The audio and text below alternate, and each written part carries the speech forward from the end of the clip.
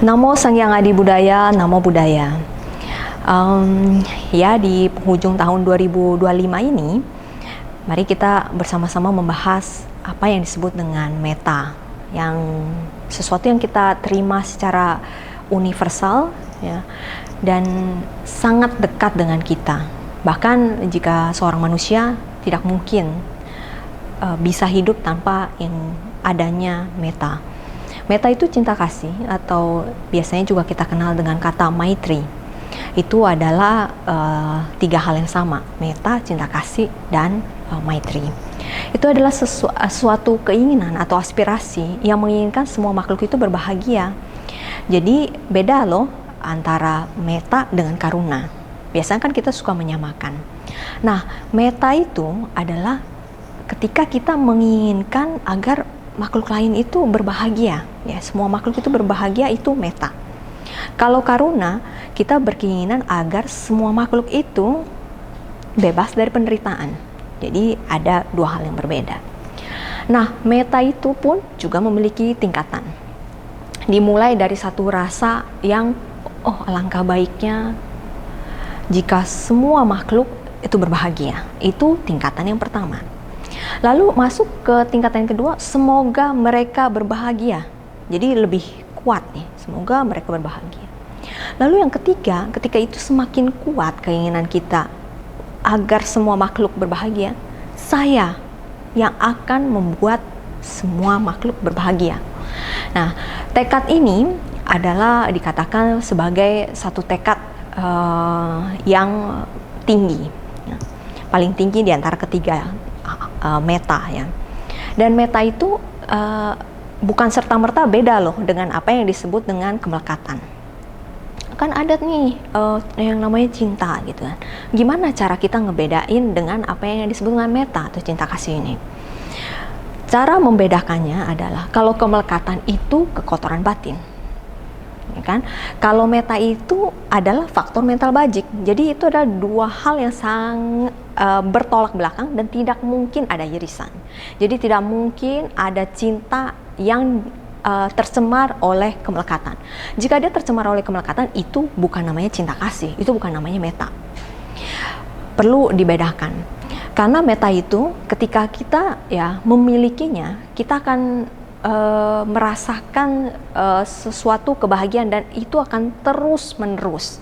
Jadi ini akan berbeda dengan kemelekatan. Kemelekatan akan berbeda nanti buahnya, ya, seperti namanya memang buah kemelekatan atau buah yang namanya kekotoran batin atau klesa itu pasti ada membuat hati kita tidak tenang, ya, meskipun dari segi permukaannya terlihat menyenangkan, ya. Tetapi bagaimana coba cara kita bisa lihat gitu ya, apa yang benar-benar ini masih kurang jelas nih perbedaan antara meta dengan apa yang disebut dengan kemelekatan. Nah, bedanya lagi adalah ketika kita memiliki meta, selain tadi kita akan sangat tenang, ya, kita juga akan memiliki satu melihat makhluk lain itu setara. Jadi mau siapapun cinta kasihnya itu sama. Jadi ketika meta itu tidak mungkin bisa dibangun tanpa ketika kita sudah bisa membangun apa yang disebut dengan keseimbangan batin.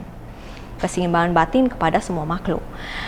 Dan dari masuk nggak cukup loh hanya melihat keseimbangan batin terhadap semua makhluk, ya. Dia setelah itu dia akan melihat semua makhluk itu adalah makhluk-makhluk yang begitu menarik gitu. Apa maksudnya begitu menarik? Itu kayak seseorang yang sangat kita cintai. Seperti layaknya misalnya orang tua kita, misalnya ibu atau bapak kita. Kita kan memiliki satu rasa khusus, ya, terhadap apa yang disebut dengan orang tua. Oh, dia itu sayang sama saya gitu, begitu baik. Atau bisa juga objek yang lain, ya, misalnya kayak guru ataupun yang lain-lainnya, ya. Ini akan melihat dia ada rasa dia itu benar-benar sangat berjasa gitu, baik terhadap saya. Lalu ada satu keinginan untuk balas kebaikan tersebut. Nah, dari satu keinginan yang maksudnya mengetahui semua makhluk itu berjasa pada kita. Lalu dari situ kita berniat untuk membalas. Kenapa harus membalas? Karena memang kan tanggung jawab kita. Kalau misalnya kita menerima banyak kebaikan daripada seseorang, kan otomatis kita pengen dong balas kan. Nah, dari hal tersebut baru ketika kita meningkat, kita punya rasa cinta, ingin orang tersebut atau makhluk tersebut memiliki kebahagiaan. Nah, disitulah mulai munculnya si meta ini udah muncul nih metanya. Dimulai dari alangkah baiknya jika makhluk ini bahagia gitu kan.